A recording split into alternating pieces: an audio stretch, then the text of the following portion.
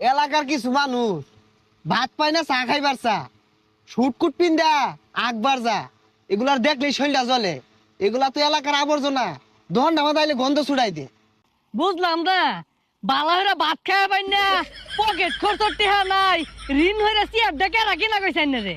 এই বেশি বুঝস খেল লাগা, আমি যা বুঝি যা জানি তুই তো কিছুই বুঝস না। এইভাবে এলাকাত ঘুরলে সবাই ভাববো রাসেলের মনে বিরাট টিহা, রাসেলের মনে বিরাট ক্ষমতা, জেনতেন চেয়ারও ভয় না, নিজের চেয়ার নিজে লগে লয়ে আয়ে।